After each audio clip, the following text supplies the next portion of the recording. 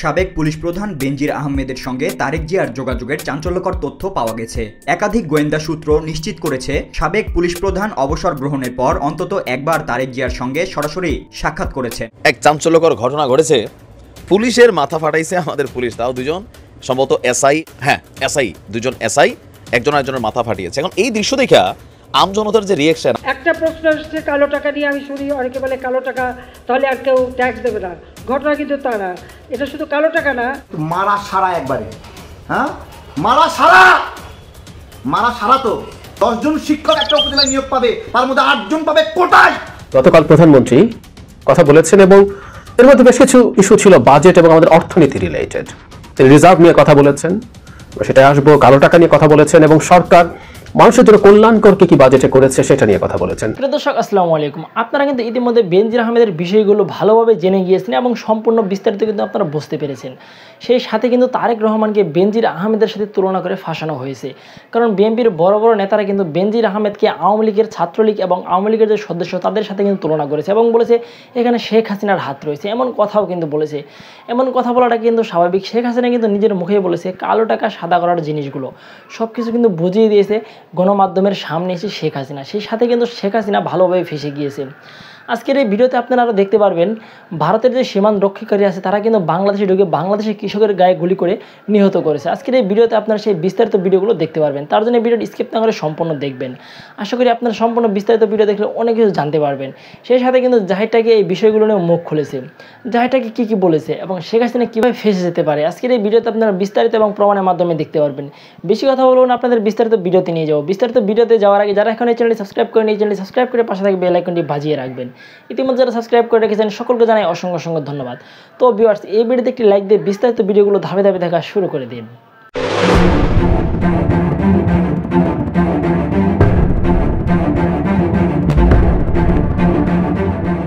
এটা আমার নিষ্পাপ সন্তান, সে তো কোনো অপরাধ করি নাই। আমার অপরাধের কারণে আমার সন্তান, আমি কোলে গিয়ে আমার সন্তানকে আমি বাঁচাইতে পারলাম না, আমার পরিবার সাথে জড়িত ছিল না। আমি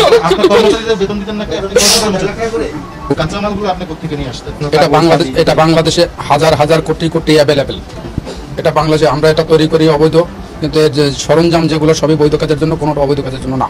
এই বাংলা টাকাটাও যেভাবে বানায়, ইন্ডিয়ান রুপিটা ওইভাবে বানায়। ইন্ডিয়ান রুপিটা রাজশাহীর লোকের কাছে বিক্রি করে, রাজশাহীর লোকে নিয়ে কোথায় বিক্রি করে সেটা আমরা বলতে পারবো না। একজন আসতো, বিক্রি করে কি হবে? ইজ্জত মান যার গেছে, এখন ভয় করে কি হবে? এই যে আপনারা মিডিয়া দেখাচ্ছেন সারা বিশ্বে, খালি বাংলাদেশ না সারা বিশ্বের মানুষ দেখতেছে। আমি আজ মধ্যে কালকে বাইরে আসবো, আমার আরো 5 জন দেখবে, চিনবে, তাহলে আমার শরম রেখে কি? আমার পাতার কাপড় তো উঠে গেছে, তাহলে আমার শরম রেখে কোনো লাভ নাই। সিদ্ধান্ত দিতে পারবো না, এটা বলতে পারবো না আমি এখন কি করবো, ভালো হবো না এ করবো, আমি কিচ্ছু বলতে পারবো না। আমি বেঁচে থাকবো না মরে যাবো তার তো কোনো নিশ্চয়তা নাই। আমি বেঁচে থাকবো না মরে যাবো তার কোনো নিশ্চয়তা আছে? আমি বের হতে চাইলে আমার একটা কিডনি নষ্ট, আমার পাও ভাঙা, আমার হাত ভাঙা, আমার মেরুদণ্ড 3টা হাড্ডি ক্ষয়, হাতও ভেঙেছে না, এই যে গেছে কোরবানি পড়ে যে পা ভেঙে গেছে, এই যে হাতটা ভাঙা, আমার ডান কিডনিটা টোটাল নষ্ট। আমি বেঁচে থাকবো না মরে যাবো তার কোনো কেনা গেছে? আমি বেরোনোর কথা কি বলবো? আমার 3টা সন্তান, এই যে আমার নিষ্পাপ সন্তান, সে তো কোনো অপরাধ করি নাই। আমার অপরাধের কারণে আমার সন্তান, আমি কোলে গিয়ে আমার সন্তানকে আমি বাঁচাইতে পারলাম না, আমার পরিবার সাথে জড়িত ছিল না। কাশীপুর কেন্দ্রীয় কারাগারে গেছিলাম। আমার হাজবেন্ড তখনও ভিতরে ছিল। মূলত আমি এই ব্যবসা করতাম না, যে আইস আমার কাছে পাইছে। তো আমার হাজবেন্ড আমাকে টাকা রিসিভ করতে বলতো, তো আর আমার বলছিল যে একটা লোক এসে প্যাকেট দিয়ে যাবে, ওনারা দিয়ে যেতে। তখন নার্কোটিক্সের টিম আমার বাসায় আসে, যা পার পাইছে ওই। জি, এখন আমরা বসুন্ধরা থেকে এক শিক্ষিত মহিলা, যার ছেলেপেলেরা প্রাইভেট ইউনিভার্সিটিতে এবং ইংলিশ মিডিয়াম স্কুলে পড়ে, উনি জেলখানাতে এদের সাথে পরিচিত হয়েছে ইয়াবার মামলাতে চালান হওয়ার পরে। এখন সে ঈদ উপলক্ষে অনেকদিন ধরে তাদের কাছ থেকে জাল টাকা কিনতে যাচ্ছিল, তাকে ট্র্যাক ডাউন করে করে করে করে আমরা এদেরকে গ্রেপ্তার করলাম। আপনারা দেখেছেন এখানে জাল টাকা তৈরি করার জন্য সকল রকমের উপকরণ আছে, নিরাপত্তার সুতা, বঙ্গবন্ধুর প্রতিকৃতির জলসাপ থেকে শুরু করে সব এখানে আছে। এবং আমরা তৈরি করা প্রায় 1.5 কোটি জাল টাকা পেয়েছি, যার মধ্যে 200 টাকার নোট, 500 টাকার নোট, 1000 টাকার নোট থাকছে। আগে আমরা জানতাম 500 টাকা বা 1000 টাকার নোটকে জাল করা হয়। এই জন্য এখন মানুষরা 500 টাকা 1000 টাকার নোট নেওয়ার সময় নানাভাবে নাড়াচাড়া করে অথবা সেগুলিকে পরীক্ষা নিরীক্ষা করে, সেই জন্য তারা এখন 100 টাকার নোট এবং 200 টাকার নোটকে তৈরি করা শুরু করেছে, যেটা অত্যন্ত ভয়ানক। এবং সুতরাং মানুষকে অনেক বেশি সতর্ক হতে হবে।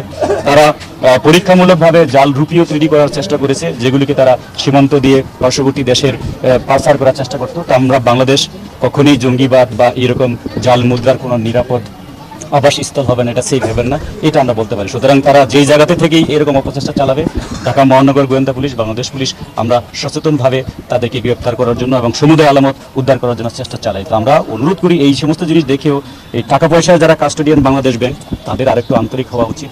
6 টাকা 9 টাকার একটা মেশিন দিয়ে দায়িত্ব শেষ হয়ে যায় না। সারা বছর ধরেই এইটাকে ধরার জন্য গোয়েন্দা তৎপরতা চালাতে হয়, নানা রকমের মত বিনিময় হয়, ওনারা আরও আন্তরিক হবেন, তাহলে আমরা উৎসাহিত হতে পারি এই কাজগুলো করার জন্য। তো আমরা এদেরকে রিমান্ডে নিয়ে আরও জিজ্ঞাসাবাদ করব এরা কতগুলো তৈরি করেছিল। যেমন ওনারা এক ভদ্রমহিলার কাছে 50টা বান্ডেল প্রায় 50 লক্ষ টাকা দিয়েছে মাত্র 15 দিন আগে। তার মানে একজনকেই যদি সে 50 লক্ষ টাকা দিতে পারে, এর মানে তার যদি 15 জন 20 জন এরকম পাইকার থাকে, তাদের কাছে কত টাকা তারা বাজারে ছড়িয়েছে। আমরা সেই কারণে দেশবাসীকে বলবো, যখন টাকা, মোটা অঙ্কের টাকা আপনারা গ্রহণ করবেন, সেগুলোকে নেড়ে চেড়ে দেখবেন, সম্ভব হলে পরীক্ষা করে দেখবেন আইন শৃঙ্খলা রক্ষাকারী বাহিনী দ্বারা।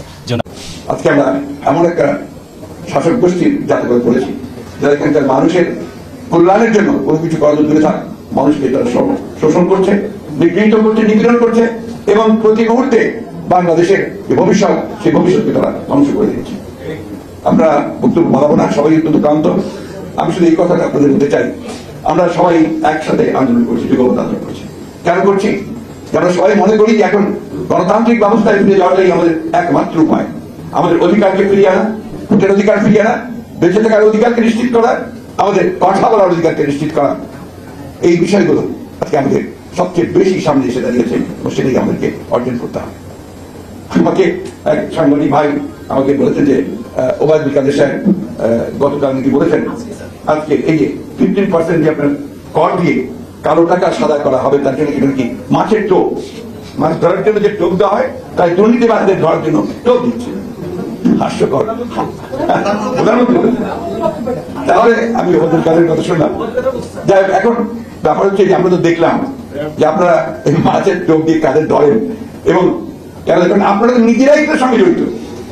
আপনি বাজেট দেখলেই বুঝতে পারবেন যে রাঘব বললে লুটে খাওয়ার আরেকটা ব্যবস্থা করেছেন। এটা এই প্রত্যেক বছর একই কথা করছে এবং যারা আপনার অর্থনৈতিক বিশ্লেষক তারা বলছেন যে এটা আপনার শুধুমাত্র ক্ষতি ছাড়া কিছু করবে না। যেখানে সবচেয়ে বড় সংকট এখন সাধারণ মানুষের জন্য ইনফ্লেশন, দ্রব্যমূল্যের এত বেশি বেড়ে গেছে যেটা সাধারণ মানুষের কাছে সহনীয় হচ্ছে না। আজকে এই সমস্ত কথাগুলো বলে একটা ধূম্রজাল সৃষ্টি করে মানুষকে কতদিন প্রতারিত করে রাখবে তারা। তাই আমি সকল রাজনৈতিক কর্মী বেশিরভাগই আছেন, আপনারা আমাদের নেতৃবৃন্দ আছেন, আমাদের একটাই আমাদের আপনাদের কাছে আবেদন যে আজকে দল মত নির্বিশেষে আমাদের ছোটখাটো দোষ ত্রুটি ভুলে গিয়ে আসুন আমরা সবাই একসাথে হই।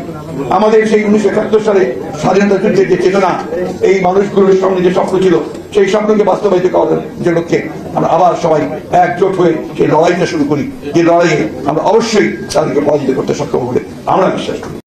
খুনের পরে গোটা শরীরের চামড়া ছাড়িয়ে ঝিনাইদহ 4 আসনের সাংসদ আনোয়ারুল আজিমকে কলকাতায় খুনের ঘটনায় আরও এক আসামি আদালতে স্বীকারোক্তিমূলক জবানবন্দি দিয়েছে। তিনি হলেন খুলনা অঞ্চলের এক সময়কার দুর্ধর্ষ চরমপন্থী সন্ত্রাসী শিমুল ভুইয়ার ভাতিজা তানভীর ভুইয়া।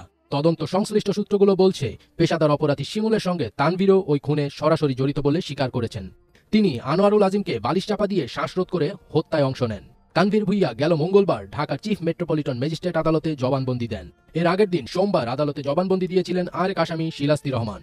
সংশ্লিষ্ট সূত্র বলছে, স্বীকারোক্তিমূলক জবানবন্দি থেকে উঠে এসেছে পূর্ব পরিকল্পনা অনুযায়ী তানভীর গত 6 মে বেনাপোলি স্থলবন্দর দিয়ে কলকাতায় যান। সেখানে সল্টলেক ও নিউ টাউনের মাঝামাঝি এলাকায় ত্রিশি হোটেলে ওঠেন তিনি। তারা পরিকল্পনা অনুযায়ী সংসদ সদস্য আনোয়ারুলকে নানাভাবে প্রলুব্ধ করে কলকাতায় নিয়ে যান। এর আগে 30 এপ্রিল কলকাতায় পৌঁছান ঘটনার মূল পরিকল্পনাকারী হিসেবে চিহ্নিত আখতারুজ্জামান ওরফে শাহিন। তার সঙ্গে কলকাতায় যান তার বান্ধবী শিলাস্তি রহমান এবং ভাড়াটে খনি শিমুল ভুইয়া। তারা সেখানে গিয়ে আখতারুজ্জামানের ভাড়া করা ফ্ল্যাটে ওঠেন। শিলাস্তি নিজে খুনে জড়িত থাকার কথা স্বীকার না করলেও ঘটনার দিন তিনি ওই ফ্ল্যাটেই ছিলেন বলে জবানবন্দিতে জানিয়েছেন। 100% কপার কন্ডেন্সারে তৈরি ভিশন ফ্রিজ, তাই গুণে মানে অটুট থাকে বছরের পর বছর। খুনের আগে কলকাতায় নিউ মার্কেট থেকে পলিথিন সহ বিভিন্ন সরঞ্জাম কেনা হয়। শিলাস্তির দাবি, তিনি এসব কেনার কারণ জানতে চেয়েছিলেন। তখন শাহিন তাকে বলেছিলেন, এসব সামগ্রীর মান বাংলাদেশের চেয়ে ভালো, তাই এগুলো এখান থেকে কেনা হচ্ছে। পুলিশ বলছে আনোয়ারুল আজিম কলকাতায় যান 12ই মে। সেখানে বন্ধু গোপাল বিশ্বাসের বাসায় ওঠেন।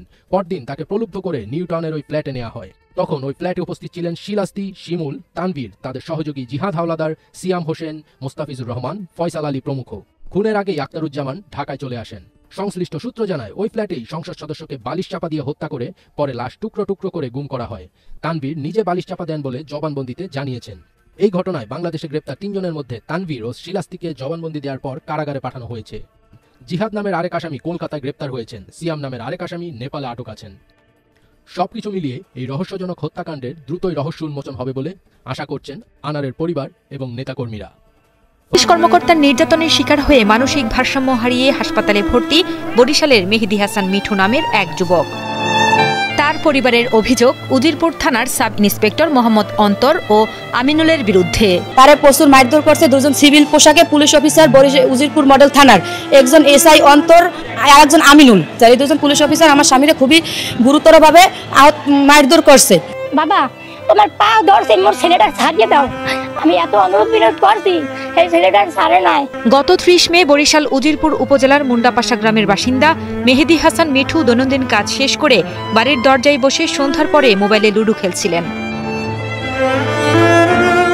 এ সময় মোবাইলে জুয়া খেলা অজুহাত দিয়ে উজিরপুর থানার এসআই অন্তর মিঠুকে রিভলভারের বাট দিয়ে মাথায় একাধিক আঘাত করে বলে জানান মিঠুর পরিবারের সদস্যরা। রিভলভার দিয়ে মাথার উপরে 27টা বাড়ি মারছে এবং গলা চাপিয়ে ধরছে, আমাদের বোলান দেওয়ার জন্য গলা চাপিয়ে ধরছে এবং উপর থেকে নিচে 7 বার 20 ফুট উপর থেকে নিচে 7 বার ফালাইছে। এই জন্য তার মাথার ব্রেনটে আঘাত খাইছে এবং তার মাথার অবস্থা খুবই সিরিয়াস, তার মেন্টালিটি সমস্যা হইতেছে, আমাদের কাউকে চিনতে পারতেছে না। এ সময় মিঠুর চিৎকারে প্রতিবেশীরা এগিয়ে আসলে মিঠুকে জুয়া খেলার অপরাধে আটকের হুমকি দেন উজিরপুর থানার এসআই অন্তর। পরে এসআই অন্তরকে নগদ 20,000 টাকা ঘুষ দিলে মিঠুকে ছেড়ে দেন তিনি। এমনকি টাকা নেয়ার বিষয়টি কাউকে না বলার জন্য মিঠুর পরিবারকে শাসিয়েও যান এসআই অন্তর। এমনই অভিযোগ করেন ভুক্তভোগী মেহেদী হাসান মিঠুর পরিবার। পুলিশ আমার হাজবেন্ডের মুখে পিস্তল ঢুকাই দিয়া তারে খুন করার জন্য পুরস্কার দেবে, আমাদের বলতে আছে যে টাকা দে, 20,000 টাকার জন্য আমাদের হুমকি দেয়, যদি আমরা 20,000 টাকা না দিই তাহলে তারে পুরস্কার করে দেবে। এই জন্য আমরা ওর কাছ থেকে তাড়াতাড়ি 20,000 টাকা দিয়ে আমার স্বামীকে উদ্ধার করে আনি। ওর মাথার ব্রেনটে সব সমস্যা, কিন্তু ওষুধে কোনো কাজ হয় না, মানে 2 দিনের দিন ওয়াক করে ঢলে পড়ে। রিভলভার দিয়ে মাথার পর 25-26টা বাড়ি দিয়েছে। তা হেয়ের পর যখন গুলি দিয়ে হালাইয়া 2 ফিরে উঠছে তখনই আমার ডাক দিয়েছে। ওই ডাক দেওয়ার পর আমি কানে শুনছি। এ বিষয়ে অভিযুক্ত এসআই অন্তরের সাথে বেশ কয়েকবার যোগাযোগের চেষ্টা করা হলেও তিনি ফোন ধরেননি। তবে এসআই অন্তরের পক্ষেই সাফাই গাইলেন উজিরপুর থানার ভারপ্রাপ্ত কর্মকর্তা মোহাম্মদ আবু জাফর।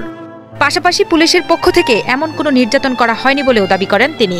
এছাড়াও নির্যাতনে আহত যুবক মেহেদী হাসান মিঠুকে মাদকাসক্ত বলেও দাবি করেন উজিরপুর থানার এই ভারপ্রাপ্ত কর্মকর্তা। আসলে তাদের যে অভিযোগটা সেটা সম্পূর্ণ মিথ্যা এবং ভিত্তিহীন। যদি এই ধরনের ঘটনা অভিযোগ পাওয়া যায় তাহলে আমরা পূর্ব ইনকোয়ারি করে তার বিরুদ্ধে শাস্তিমূলক ব্যবস্থা গ্রহণ করব। পুলিশের রিভলভারের আঘাতে ক্রমশই শারীরিক অবস্থার অবনতি হতে থাকে মিঠুর। সবশেষ গত 3 দিন আগে অনেকটা মানসিক ভারসাম্য হারিয়ে ফেলেন তিনি। পরে চিকিৎসার জন্য তাকে বরিশাল শেরে বাংলা মেডিকেল কলেজ হাসপাতালে ভর্তি করা হয়। মানে জ্ঞান আসলে ও কথা বলতে পারে না, ও সম্পূর্ণ দেখায় যে মানে ইশারা করে যে ওরে কিভাবে মারছে, এগুলো ইশারা করে কিন্তু মানে মুখ দিয়ে কথা বলতে পারে না। ডাক্তারে বারবার ঘুমের ইনজেকশন করে কিন্তু ঘুমও আসে না, কতক্ষণ মানে জ্ঞান হারা হয়ে যায় আবার জ্ঞান আসে। মাথায় ওর মানসিক সমস্যা হয়েছে, যে এমনকি ওর ছোট একটা মেয়ে আছে 3 বছরের মেয়ে, এই মেয়েরে ও সম্পূর্ণভাবে চিনতে পারে না, আর আমাদেরকে তো কেউ চেনেই না। মাথা নিজে এইভাবে করতে আছে, আমরা সবাই হাত ধরিয়ে বইহা রাখতে পারি না। ও পুলিশ মারছে, তারপর মাথায় আঘাত পাওনে এই ধরনের কাজগুলো ও করছে। এ বিষয়ে বরিশালের অতিরিক্ত পুলিশ সুপার মোহাম্মদ রেজওয়ানুল ইসলাম জানান, জেলা পুলিশের কোনো সদস্য যদি নিরপরাধ কারো উপর নির্যাতন করে তবে তার বিরুদ্ধে আইনগত ব্যবস্থা গ্রহণ করা হবে। পাশাপাশি এই অভিযোগের বিষয় খতিয়ে দেখার আশ্বাসও দেন তিনি। এক চাঞ্চল্যকর ঘটনা ঘটেছে, পুলিশের মাথা ফাটাইছে আমাদের পুলিশ, তাও 2 জন সম্ভবত এসআই বা এসআই, 2 জন এসআই একজন আরেকজনের মাথা ফাটিয়েছে। এখন এই দৃশ্য দেখা আমজনতার যে রিয়াকশন, আমি একটা জিনিস বলি ভাই, পুলিশ কি মানুষ না?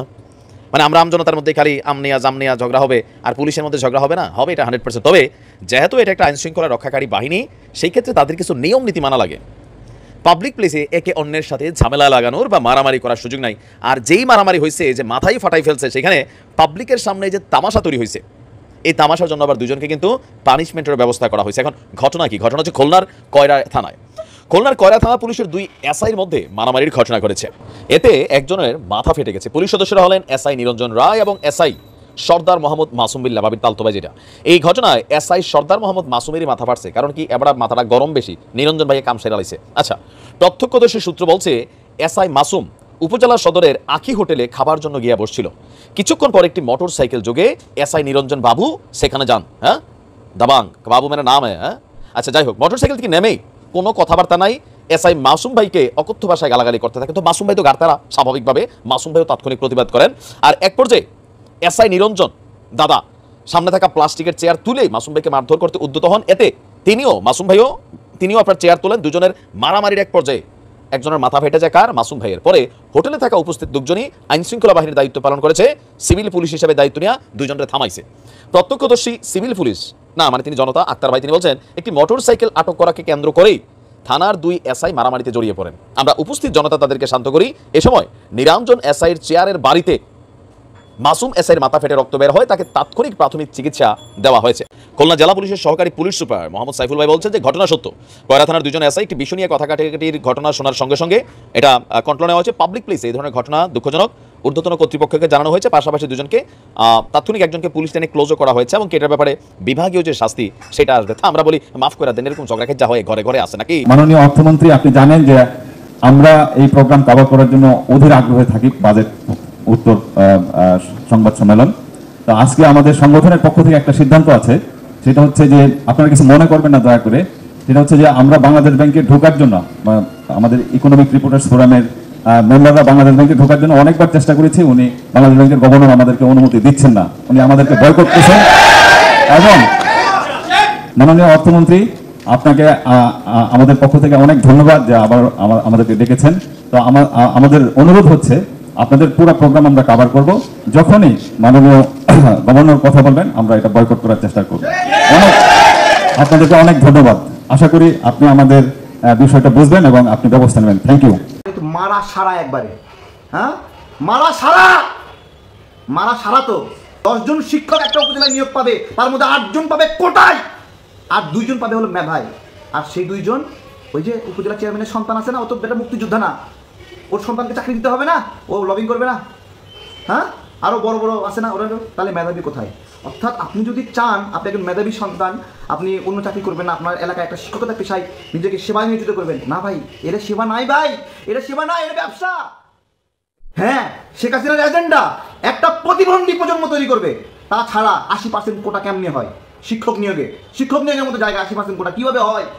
রেলওয়ে চলে না, ঠেললেও চলে না রেলওয়ে। সেই রেলওয়েতে 80% 90% কোটা। সাধারণ মেধাবীদের সেখানে কোনো চান্স নাই, কোনো ভবিষ্যৎ নাই। হ্যাঁ, বাপে রেলওয়ে চাকরি করছে, বেটা ওই চাকরি করবে। হ্যাঁ, বাপের ফ্যাক্টরি, রেলওয়ের লস তোরা টান। বাপের যোগ্যতায় যদি রেলওয়ের কর্মচারীর ছেলে যদি চাকরি পায়, তাহলে রেলওয়ের লস, বাপে যে লস করছে ওটা সন্তান টানো, জনগণের কাছ থেকে টাকা নেওয়া কেন? জিজ্ঞাসা করছি। বৈষম্য মাথা গরম হয়ে যায়। চান্দি মুক্তিযোদ্ধার কোটা বাতিল করার ফলে মুক্তিযোদ্ধার সন্তান, নাতি পুতি বা নাতি এবং পুতি, তাদের নিয়োগে কোনো বাধা দেওয়া হয়েছে যে তারা নিয়োগ পাবে না? না। আর 10 জন মানুষ জন্মগ্রহণ করে, আরে ভাই আমি কোন পরিবারে জন্মগ্রহণ করবো আমি নিয়ন্ত্রণ করি? হ্যাঁ বলেন, একটা ছোট বাচ্চা কই জন্মগ্রহণ করবে? সে কি মুক্তিযোদ্ধার সন্তানের নাতির সন্তান সে নিয়ন্ত্রণ করে? তাহলে সে কেমন করে কোটা পায়? মানে একটা পরিবারে, মুক্তিযোদ্ধা পরিবারে জন্মগ্রহণ করলেই সে হলো মানে সে আল্লাহর রাস্তে আজীবন ফাও খাওয়া মানে গোত্র হয়ে যাবে না? তাকে পুরো জাতি খাওয়াতে থাকবে। আর যে যুদ্ধ করছে তাকে সব দিয়ে দেন না, পুরো দুনিয়া দিয়ে দেন, বাংলাদেশের অর্ধেক বাজেট দিয়ে দেন, সমস্যা নাই। নাতি কোথা থেকে আসছে? এর প্রতি কই থেকে আসছে? হ্যাঁ, আমাদের মাথায় আসে না। আমরা একটা মামলা করছি প্রাথমিক শিক্ষক নিয়োগে কোটা বাতিল করার বিষয়ে, সেই 2021 সালে মামলা করছি। 21 সালে মামলা করলাম, তারপরে 9 মাস পরে রুল জারি হলো। রুল জারি হতে 8-9 মাস সময় নিচ্ছে। তারপরে থেকে আল্লাহর রস্তে কোনোদিন রায় দিল না। আমরা কেন বলছিলাম যে শিক্ষক নিয়োগে কোটা থাকা দরকার নাই? কেন বলছিলাম? এই জন্য বলছিলাম যে শিক্ষা হলো গুরুত্বপূর্ণ, আমাদের সন্তানদেরকে শিক্ষিত করতে হবে, তার জন্য ভালো মেধাবী শিক্ষক দরকার, যারা প্রতিযোগিতায় আগে থাকবে তারা সেখানে আসবে। কিন্তু কি করলো? 80% কোটায় নিয়োগ দিয়ে দিল। আরে ভাই, 80% কোটায় নিয়োগ মানে কি? একটা এলাকায় যদি 10 জন শিক্ষক নিয়োগ হয় একটা উপজেলায়, তাহলে 2 জন হবে মেধায়, বাকি 8 জন হবে কোটায়।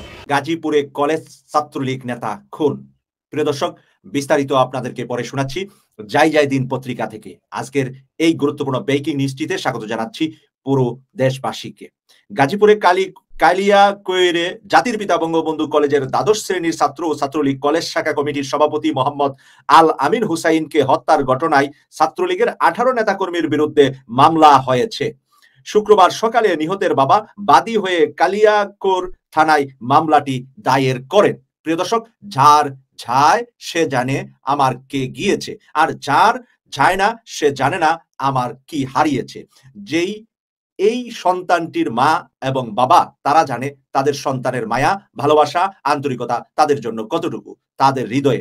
আমরা প্রতিদিনই একটা করে ছাত্রলীগ যুবলীগের খুনের সংবাদ পাচ্ছি। প্রিয় দর্শক, আমরা সেটা কামনা করি না, কিন্তু কোনো একদিন আমরা সংবাদ পেতাম যে ছাত্র শিবির, ছাত্রদল বা বিরোধী দলীয় নেতা কর্মীরা রিমান্ডে, পুলিশে হেফাজতে এবং ক্রস ফায়ারে জীবন দিচ্ছে। আর এখন ছাত্রলীগ যুবলীগ জীবন দিচ্ছে তাদের দলীয় কুন্দলের কারণে, তাদের দলীয় লোকদের হাতে, বাহিরের কারো হাতে তাদের জীবন দিতে হয় না। কিন্তু দলের ভিতরেই যদি এই রাক্ষস ঢুকে তাহলে তাদের অস্তিত্ব আগামী দিনগুলাতে কোন ধরনের কোন রাস্তায় এগুচ্ছে সেটাই আজকের বিবেচনার বিষয়। এখানে লিখেছে, মামলায় কালিয়াকৈর পৌর ছাত্রলীগ সভাপতি ইমন খানকে প্রধান আসামি করে 18 জনের নাম উল্লেখ করা হয়েছে। এছাড়া অজ্ঞাতনামা ব্যক্তিদের আসামি করা হয়েছে। মামলার আসামিরা সবাই জাতির পিতা বঙ্গবন্ধু সরকারি কলেজ শাখা ছাত্রলীগ ও কালিয়াকৈর পৌর ছাত্রলীগের নেতাকর্মী। প্রিয় দর্শক, জাতির পিতার নামটা এখানে অসম্মানিত করেছে বলে আমি মনে করছি, যে জাতির পিতার কলেজের সভাপতিকে খুন করেছে আবার পৌর ছাত্রলীগ সভাপতি। পৌর ছাত্রলীগ সভাপতি সহ 18 জনের নাম উল্লেখ করা হয়েছে। কেউ কলেজ শাখায়, কেউ পৌর শাখায়, তারা উভয় হলো ছাত্রলীগেরই নেতা এবং কর্মী। নিহত শিক্ষার্থীর নাম মোহাম্মদ আলামিন হুসাইন, বয়স 19 বছর। প্রিয় দর্শক, 19 বছরের একটি বাচ্চা ছেলেকে খুন করেছে। আর যারা খুনি তাদেরও বয়স এরকম। যারা খুনকারী এবং খুন হয়েছে সবার বয়স কিন্তু সেই 18 আর 20-22-এর মধ্যে। প্রিয় দর্শক, এই বয়সটা শুধুমাত্র মা বাবার স্বপ্ন দেখার বয়স। মাত্র ছেলেটা বড় হচ্ছে, এই ছেলেটা বিশ্ববিদ্যালয়ে যাবে, পড়াশোনা শেষ করবে, ভালো চাকরি করবে, আর পরিবার পরিজনের সমস্যাগুলা সে সমাধান করবে। এই যে একটা স্বপ্ন নিয়ে মা এবং বাবা বিশেষ করে যে সন্তানটাকে বড় করে, সেই সন্তানটাকে ছাত্রলীগ নিজেদের ভিতরে সামান্য হয়তো কেউ সভাপতি হবে, কে সেক্রেটারি হবে, এই ধরনের পদ পদবীর কারণে একজন আরেকজনকে খুন করেছে। খুন তো করেছে একজনকে, এবার 18 জনের নাম নিয়ে খুনের মতো এবারকার বাজেটের পরও একটা বিষয় নিয়ে অনেক বেশি শোরগোল হচ্ছে। সেই শোরগোলটা হওয়া দরকার। সেটা হচ্ছে বাজেটে কালো টাকা সাদা করার সুযোগ বিনা প্রশ্নে দেওয়া নিয়ে।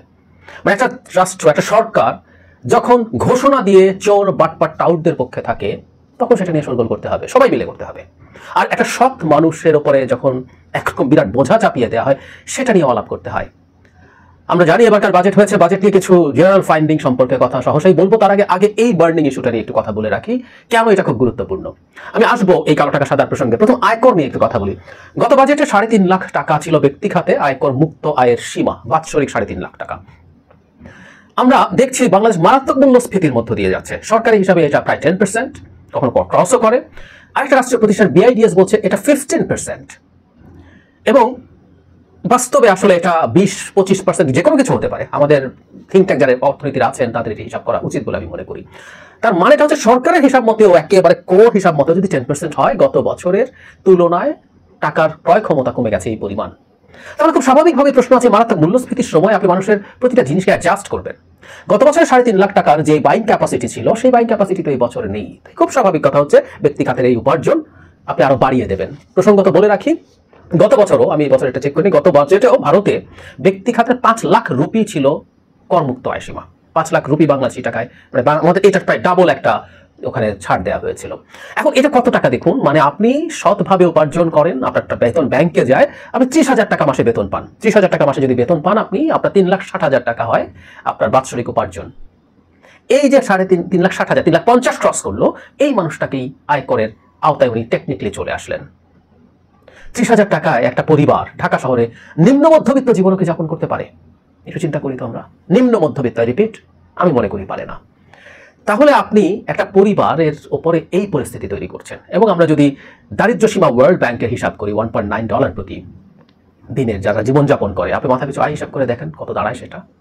তার মানে ওই টেকনিক্যালি ওই দরিদ্র মানুষের ওপরেও আপনি আয়কর ধার্য করছেন।